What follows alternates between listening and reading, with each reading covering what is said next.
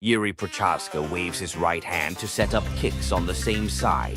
Jiri uses a cross hand trap to control space and create distance. As soon as his weight gets to the lead foot, he chambers his right hand. Jiri waves the overhand, which causes his opponent to raise his guard.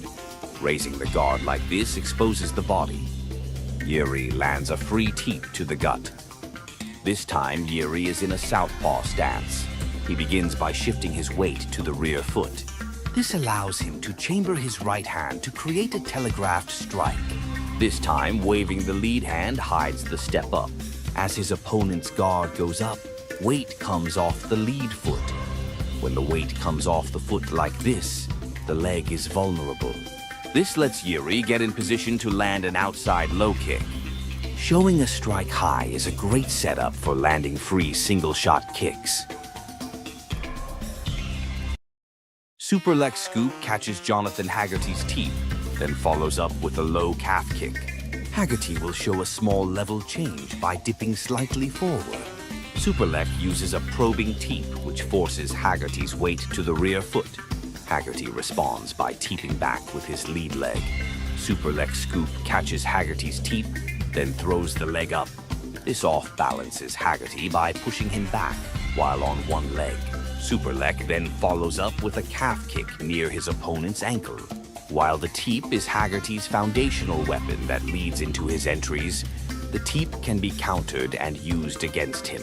Superlek being able to draw out and counter Haggerty's teep will be a key factor in their rematch at 168.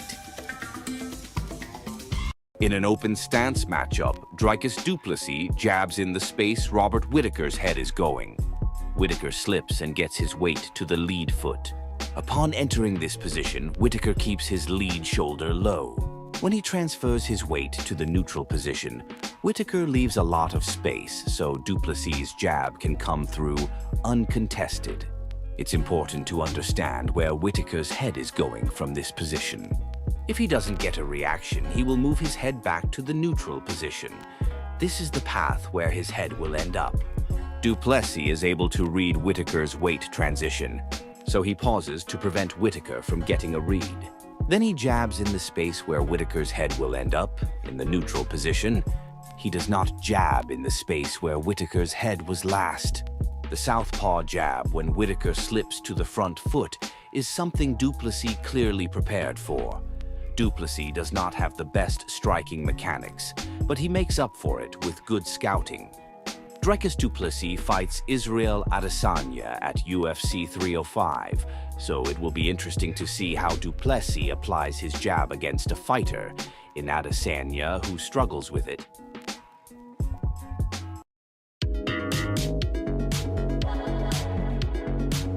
Yanez splays his fingers, like in all his fights. Almost all southpaws have this habit.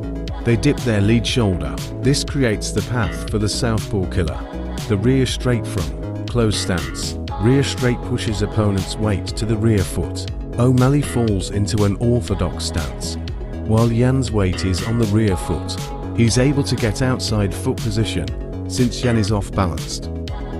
O'Malley starts to grab Yanez's tricep. Grabbing the tricep allows O'Malley to create space to set up his rear uppercut to stand Yan up. Let's take a closer look at this beautiful transition from Weili versus Joanna. Joanna has the underhook under the ass in deep half guard. Torquing the knee and getting the dogfight position is a high percentage get up. On the other hand, Weili has an oral check and a post in order to control the position. Joanna goes for a power prop position, where she gets on an elbow. Weili goes underneath to the elbow that Joanna is propped up on, grabs the cross wrist right, then steps over to mount.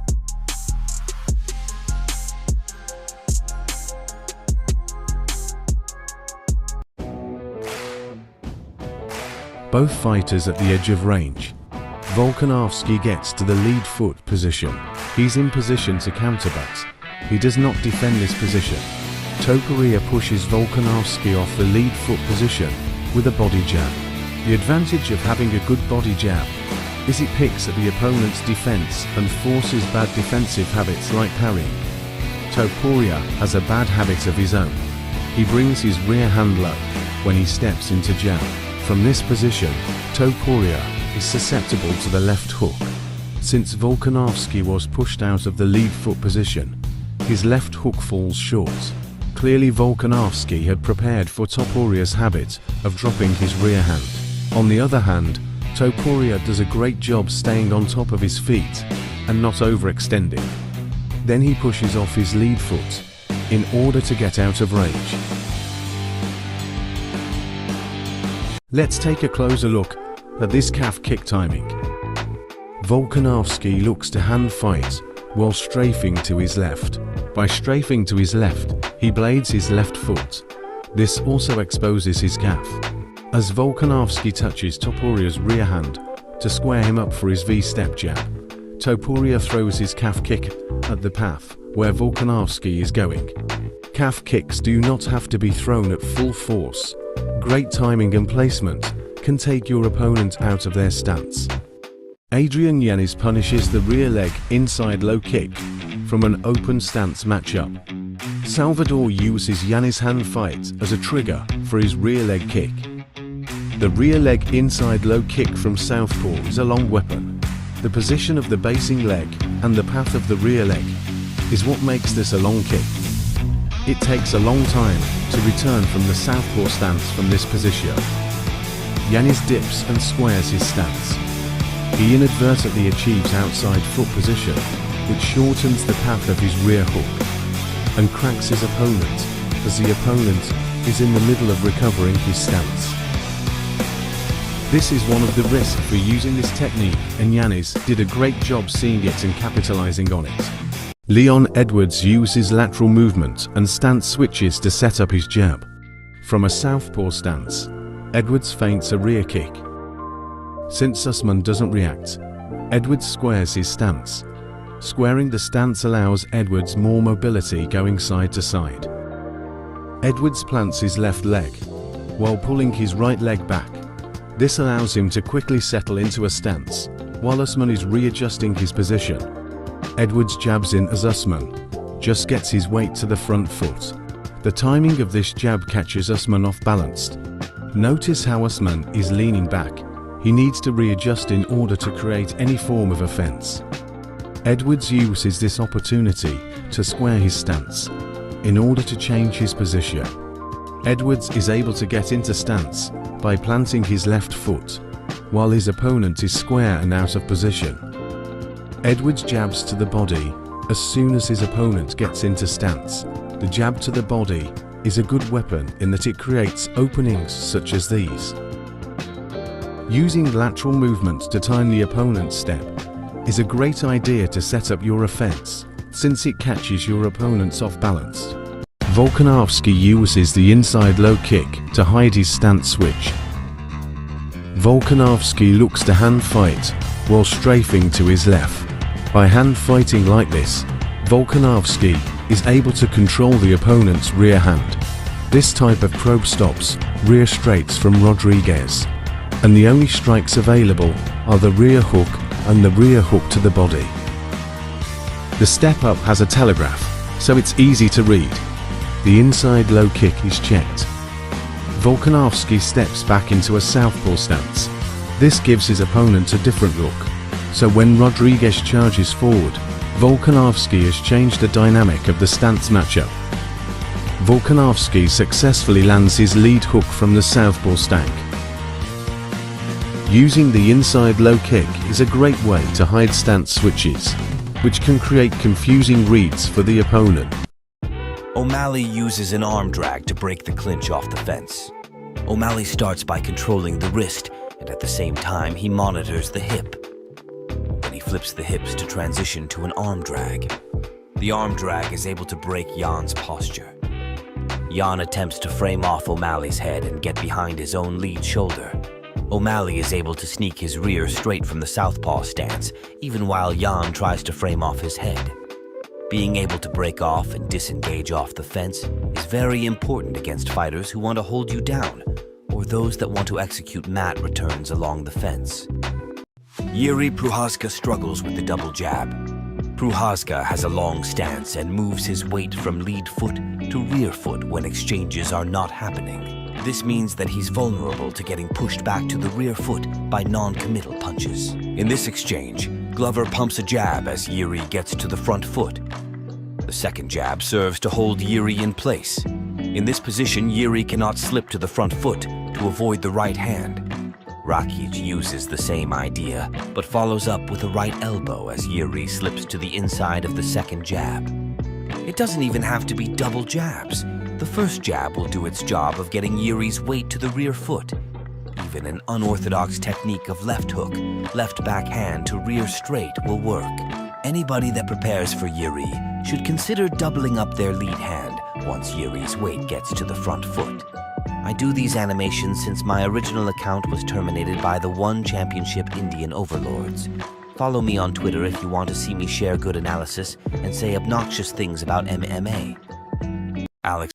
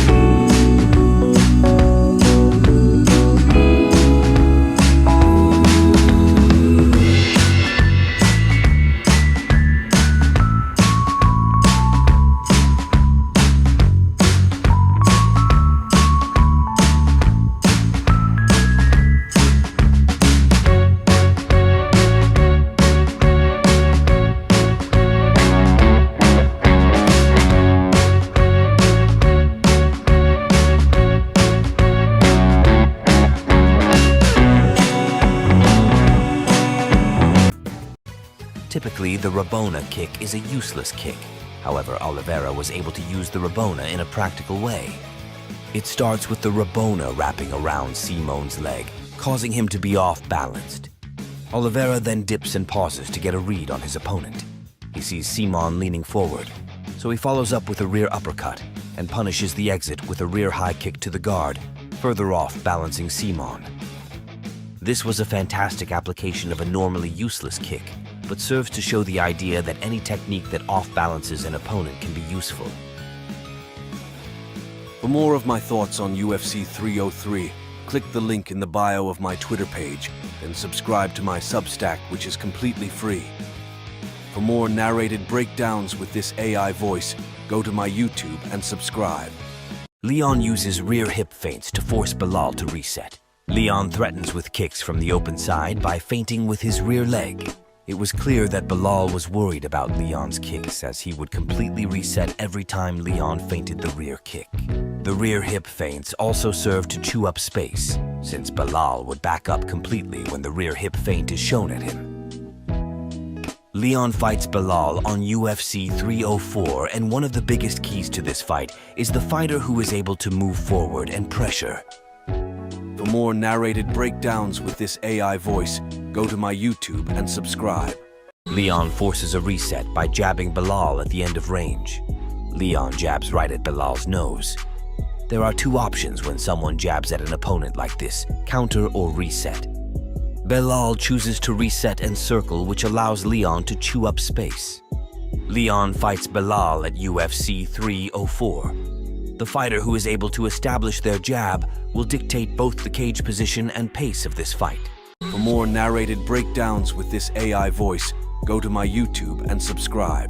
Belal Muhammad breaks the clinch off Leon Edwards' reverse side cross-face. From the over-under, Belal pushes Leon into the fence by turning him from the overhook side. Belal maintains a head post from the overhook side. As Leon gets turned, he begins to fight for the reverse side crossface in order to prevent Belal from connecting his hands and taking him down along the fence. Instead of attacking the double leg, Belal goes for a single collar tie. This allows him to get enough separation to break with an elbow. This was the only extended clinch exchange along the fence in the first fight, so it will be interesting to see if Belal will look to break off clinches with elbows at UFC 304 instead of going for takedowns. For more narrated breakdowns with this AI voice, go to my YouTube and subscribe. Topuria counters Volkanovski's step-up body kick with a body jab. Volkanovski takes a step up to fire his lead leg body kick. Topuria is able to read the step up and responds by moving into the kick. By moving into the kick like this, Topuria has jammed Volkanovski's body kick and also put himself in great position to attack while his opponent is on one leg. Topuria lands a body jab while Volkanovski tries to frame on Topuria's head. The body jab forces Volkanovski to cross his feet since he was hit while on one leg. Fortunately for Volkanovski, the frame allows him to avoid Topuria's overhand, despite being out of position. Countering to the body off kicks is a great idea, since the body is a large target and can catch the opponent off balanced since they are on one leg. For more narrated breakdowns with this AI voice, go to my YouTube and subscribe. Leon Edwards uses a step-up high kick to hide his stance switch and create a double attack off his left leg. Leon starts out in an orthodox stance. He begins his high kick with a step-up. The step-up has a telegraph, which Belal easily reads. Leon's high kick hits Belal's cross guard, and since Belal is committed to the cross check, the high kick off balances him. The high kick is able to hide Leon's stance switch. The previous exchange showed Belal using a cross block, which he commits to again. Leon is able to sneak his rear front kick under the cross block from a southpaw stance, since he's attacking the open side without a step up. Using telegraphed step-up kicks to hide stance switches creates new positions and threats that the opponent has to catch up on. Lorenz Larkin uses the cross-hand fight to set up his oblique kick or heel kick to the body. Ponzinibbio reaches out with his lead hand to find an opening for his jab. As Ponzinibbio tries to step in, Larkin uses the cross-hand trap, which denies Ponzinibbio's entry. However, this gets Ponzinibbio looking to reach with his lead hand, exposing his body. Larkin slaps at his opponent's lead hand while simultaneously chambering his rear leg. By slapping the lead hand like this, it makes Ponzinibbio reach out as a reaction and has no time to deal with the kick to the body. The difference between the Larkin kick and the front snap kick or teep is that it is chambered with the knee pointed outward and lands with the heel, as opposed to a regular teep or front snap kick, which is chambered towards the opponent and lands with the ball of the foot. The cross-hand fight generally is an interesting look, and Larkin using it as a tool to expose the opponent's body to set up the Larkin kick is one of many applications of the cross-hand fight.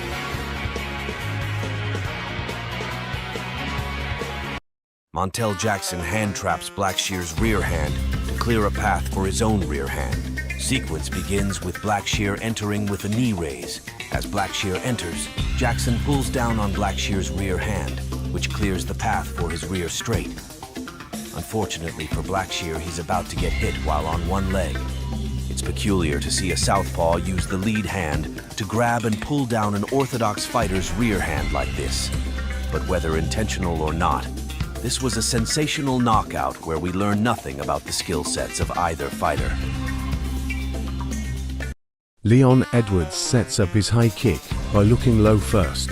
Edwards swings his lead hand down and looks low. The opponent looks to cross-block to defend in what he thinks is a body kick, but instead Leon goes high for a head kick that wraps around his opponent's head. Leon recovers his stance and balance by raising his knee first. Looking low to kick high is one of the oldest tricks in combat sports. Leon executed it well in this sequence, and we will see if his opponent can make the adjustments at UFC 304. Leon Edwards early on in the fight shows the jab which forced Muhammad to reset. Edwards jabs at Muhammad's nose. This forces Mohammed to reset and disengage. Mohammed stops reacting to Edwards' jab at the end of range. When Edwards recognizes this, he's able to step in with a simple jab right hand. Mohammed, no longer reacting to the jab, starts to lazily dip his lead shoulder. Edwards steps in deep to land his jab. Mohammed, after eating the jab, has his weight transferred to the rear foot. This sets up the path of Edwards' rear hand. From this position, Mohammed cannot slip outside of Edwards' lead shoulder. Edwards lands a rear hand, which makes Mohammed reconsider his life choices. Ignoring the jab at the end of range is not the answer to dealing with Leon Edwards' feints. When the jab is ignored, he will step in. Mohammed will need to find a different answer. UFC 304. Leon Edwards punishes Belal Muhammad's eye poke attempt with a lead hook from open stance. Edwards dips his lead shoulder, which looks like he's about to jab. Mohammed responds by splaying his fingers from the inside angle. Mohammed steps in, then puts a thumb in Edwards' eye. Edwards punishes Mohammed for a stepping in by throwing a lead hook over Mohammed's lead shoulder. Jokes aside, the few times Mohammed would step in to jab, he would land it. The problem was he would eat Edwards' right hook, since Mohammed's shoulder would dip on the exit. Mohammed breaks the clinch with an elbow using a single collar tie. Mohammed lets go of the bicep tie in order to create space for a short elbow. The space created also allows Mohammed to pummel his right arm inside for an underhook. As soon as Mohammed gets the underhook, he starts to turn towards the overhook side. Edwards is able to get the head post and overhook thigh pry as Mohammed turns. Typically this is an advantageous position for Edwards, since he can create hip separation to land knees to the body. Instead of looking for takedowns, Mohammed looks for a single collar tie from his overhook side. This gives him enough space to set up his right elbow. Edwards punches through as Mohammed lands his elbow, which off-balances Mohammed.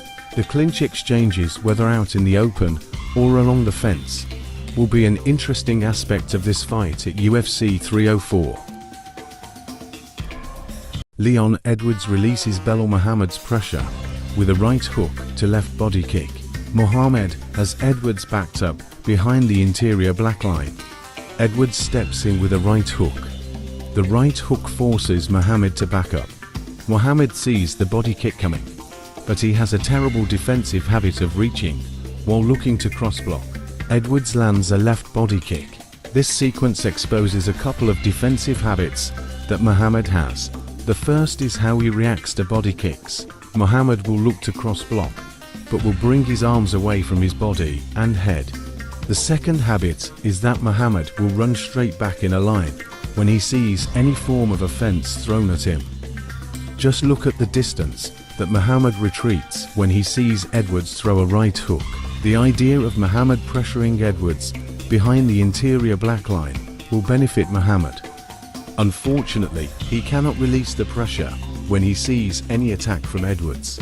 He must step in and create trades in the pocket when he has the right cage position. Umar Nurmagomedov punches off a kick to create a dilemma for his opponent. Umar and his opponent engage in the open stance hand fight. Umar reaches over the hand fight and begins to throw his rear kick. The opponent reactively reaches in order to pull away from Umar. This leaves a large opening on the left side. Umar throws a rear kick to the body, which brings down his opponent's rear hand even further down. This allows Umar to land a same side hook as he retracts his kicking leg. Punching off the same side of kicks is a great idea to create new openings in the opponent's defense.